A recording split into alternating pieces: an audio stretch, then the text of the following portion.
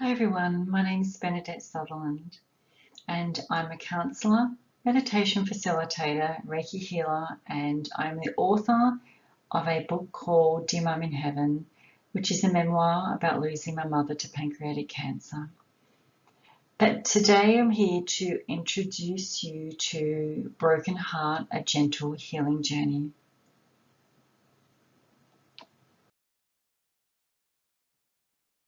Broken Heart is a beautiful guide that walks you through your grief journey in a loving and compassionate way, offering hope, healing, and self-love.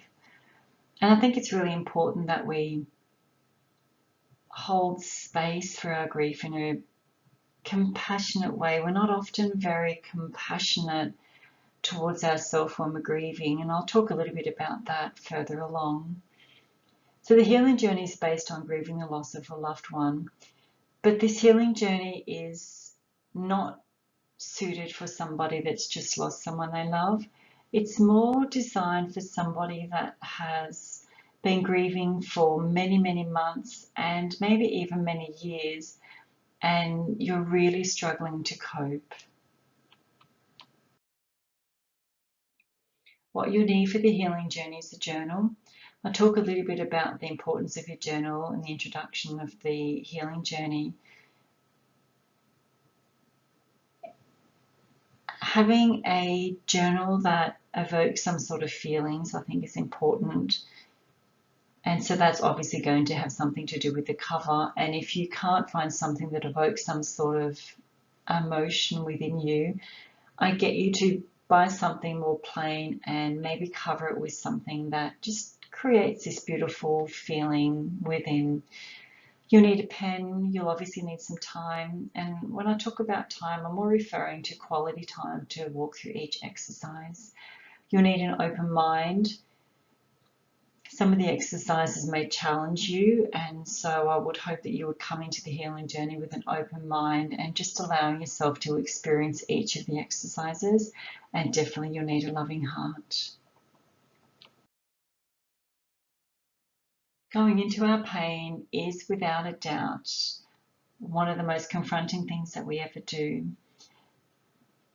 Ultimately, the healing journey is designed for you to stop running and for you to start being more present with the pain that you were feeling, or the pain that's actually living inside you.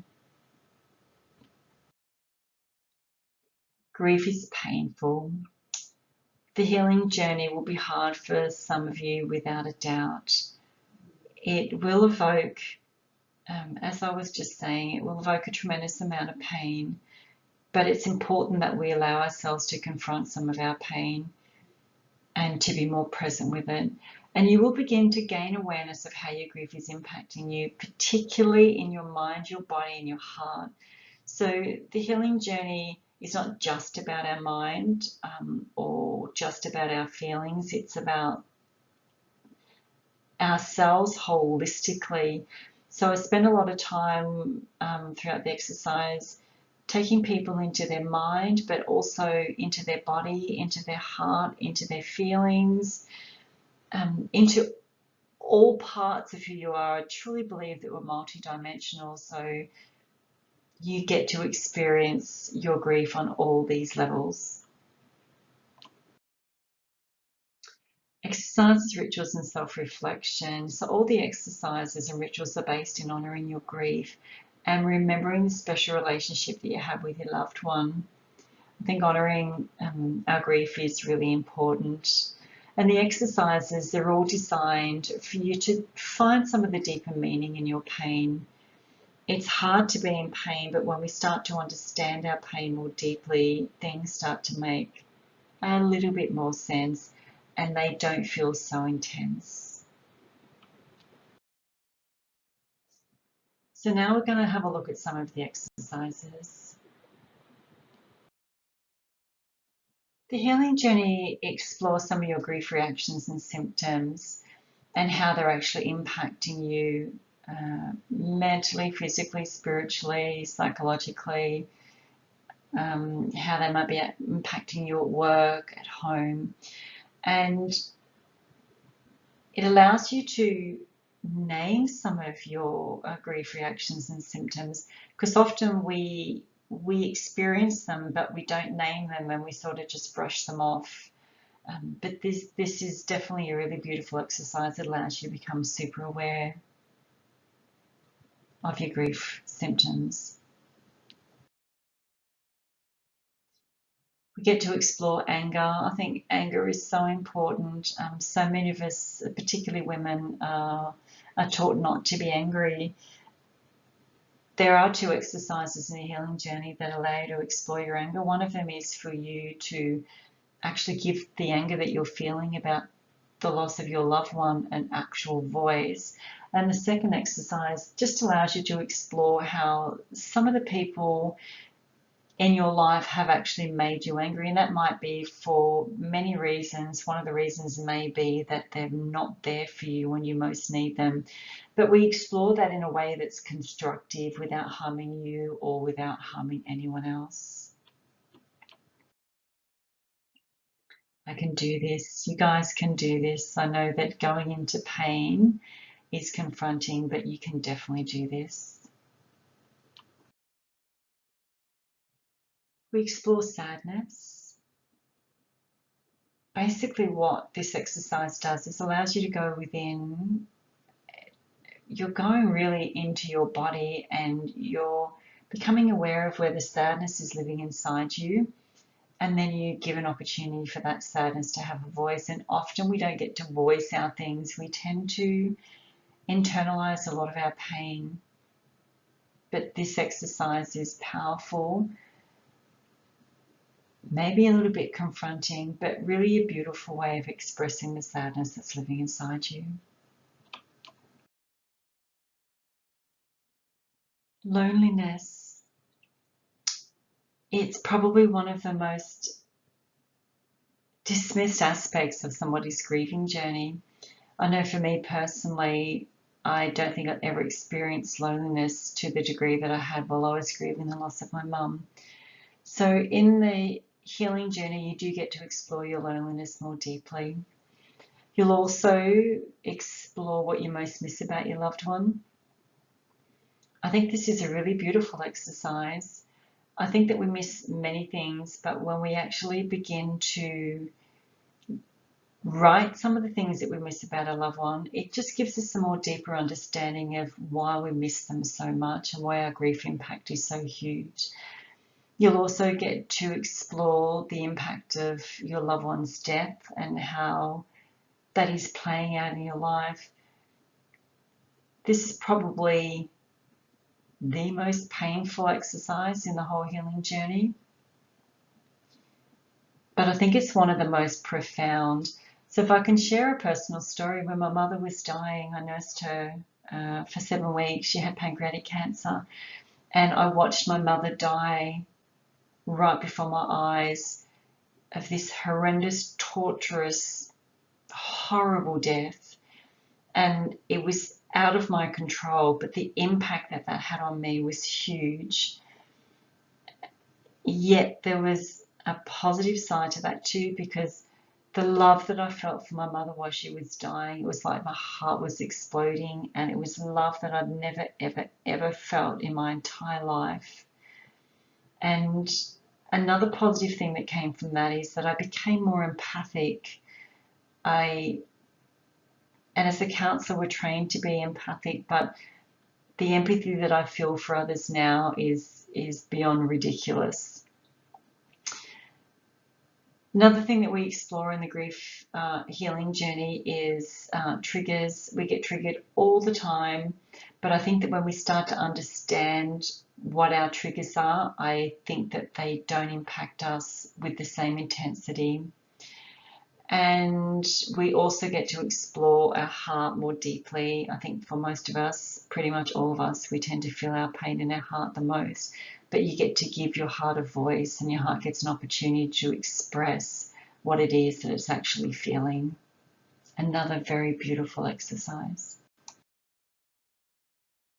Self-care and self-soothing. So the healing journey allows you to explore poor self-care. And many of us don't take care of ourselves when we're grieving the loss of a loved one. So it gets you to have a little bit of a look at how you're not really taking very good care of yourself, and just allowing you to become aware of that. I think it's important that we become aware. The other exercise is becoming aware of the importance of self-care and how you might be able to start to take better care of yourself while you're grieving the loss of your loved one. And there's a whole stack of self-soothing ideas. So basically what I get you to do is to explore some of these self-soothing activities and bring them into your daily life, just to offer just a little bit of taking care of you while you're actually grieving. Because the impact of grief on our physical body can be, oh my goodness, it can be horrendous. And so when we start to gently take care of ourselves, and sometimes it's the little tiny things that we do that make a difference, we start to just feel that little bit better. We don't tend to feel as exhausted as what we would if we weren't taking care of ourselves. I choose to take care of my mind, my body, my spirit. Remembering my loved one. This is a day of reflection where you get to sit in a quiet place and remember some of the beautiful memories of your loved one. And you get to hold this really special space for those memories. And then you'll get to surround yourself with this beautiful, loving energy of these beautiful memories, because I think that what happens is when we lose someone we love, we tend to focus on all the horrible stuff because this is how we're feeling. It's normal and it's okay to do that. But when you spend some time or make some time to remember your loved one, it just changes a little bit about how you feel. And I get you to sit with that, to feel what that feels like in your body.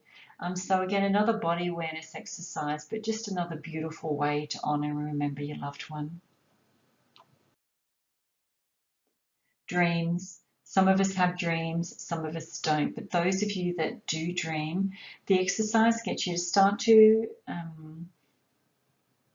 recall your dreams, note your dreams, and look for the underlying message in your dreams. I do believe that our loved ones come to us with messages in dream state. This is the way that they can communicate with us. So if you start to become aware of your dreams and the messages, it might just give you some idea on what it is that they're trying to tell you from the other side.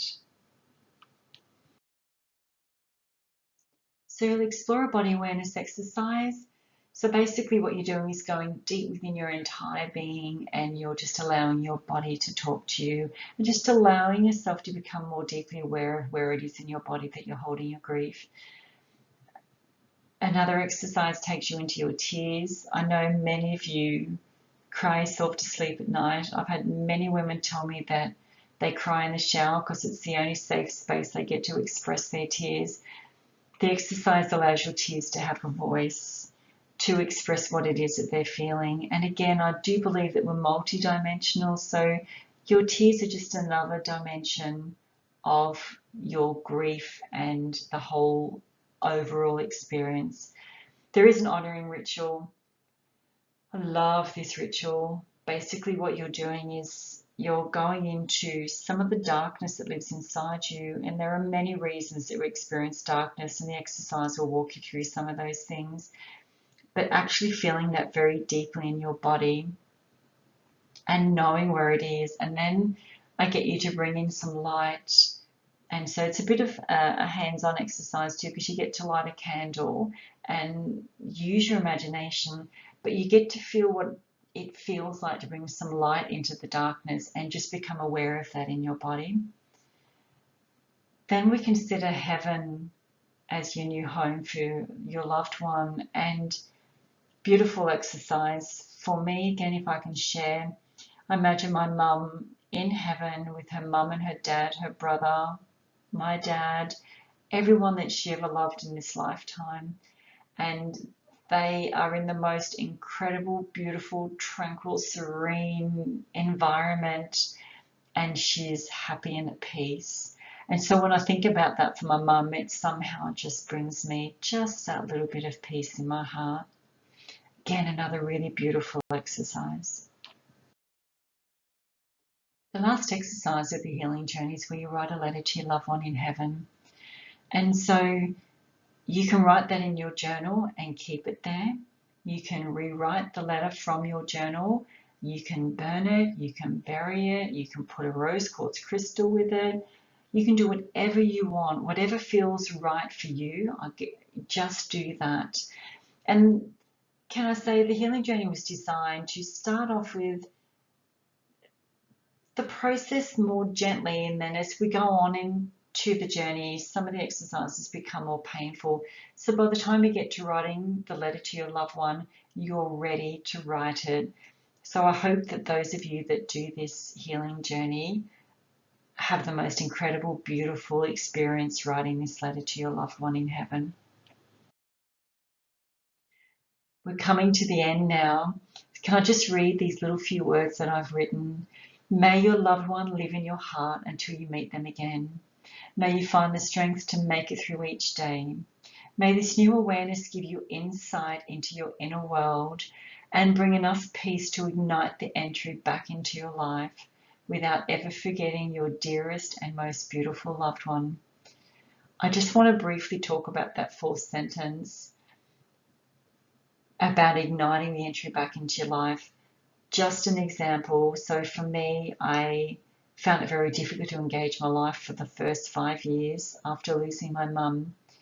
And so when I started to go within and understand my grief and myself more deeply, I found it just happened very subtly, but I found myself just re-entering my life again. And so that's what I mean when I talk about entering back into your life.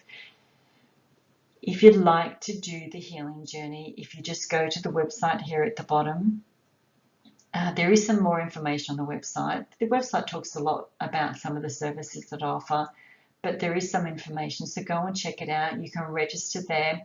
There are 2 ways of doing the healing journey. You can do it either online, so you register online, you get a username, password, and you just log in on the website and you do it that way until you finish each exercise. The other way of doing it is you can download a PDF. So I've created a beautiful PDF, and once that's downloaded, you can either print it or you can just use it direct from your computer, and you can work through each exercise that way. If you have any questions at all, don't hesitate to contact me. Again, you can contact me via my website on the contact page, or you can contact me through Dear Mum in Heaven, my Facebook page. You can just send me a private message. So thank you so much for spending the last 18 minutes with me and seeing me all the way to the end. I hope that you guys are taking care of yourself while you're grieving the loss of your loved one. And if you need anything at all, don't hesitate to contact me. Thanks again for seeing me all the way through. I am hoping to make some videos, not loving videos very much, but I know that some of you guys really want to see me and know who I am and get to know me more deeply and to understand why I've actually written this journey and why I want to help others heal their own pain. Not that I believe that we ever completely heal our pain, but I do believe that we can ignite the entry back into our life. Thanks again and take care of yourself. Bye.